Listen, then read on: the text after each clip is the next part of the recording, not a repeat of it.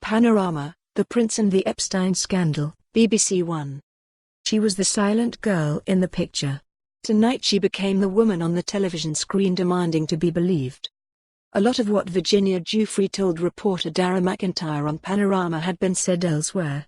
The difference now, her central allegation, that she was trafficked to have sex with friends of the late paedophile Jeffrey Epstein, including Prince Andrew, when she was 17 years old, was primetime viewing on British television. Last month, in an interview with BBC Newsnight's Emily Maitlis, Prince Andrew said he had no recollection of meeting Virginia Roberts, as she then was, and he could absolutely, categorically say that sex with her never happened. The Panorama interview was recorded before the Newsnight one, but the latter was referenced frequently. Taken together, the two pieces functioned like bookends. The settings for each interview told their own story. Andrew in the south drawing room of Buckingham Palace, all ancient carpets and silk wallpaper. Giuffre in what looked like the meeting room of a trendy hotel, the walls stripped back to the brick, the floor wooden.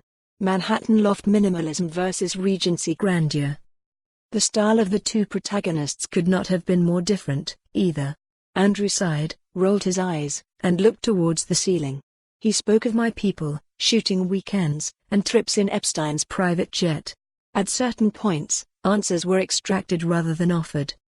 Giuffre, in contrast, was characteristically American in her directness as she alleged that she was forcibly brought to London in 2001 by Epstein to meet the prince.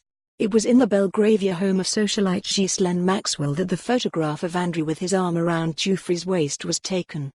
She had no time for suggestions, raised by palace sources, and not contradicted by the prince, that the photograph had been doctored.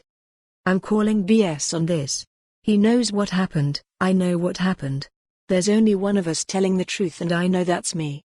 She was similarly candid about the evening allegedly spent dancing at Tramp nightclub in London with Andrew. "He is the most hideous dancer I've ever seen in my life," she told MacIntyre. "His sweat was like it was raining basically everywhere."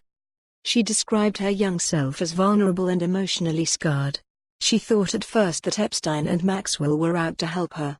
When it became clear they were not, she was shattered. "I thought this must be what life's about," she said, the tears coming.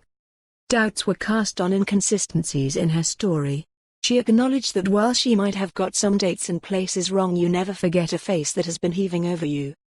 While Andrew looked like he would rather be anywhere else than in front of the. For more on this story, visit the news article link.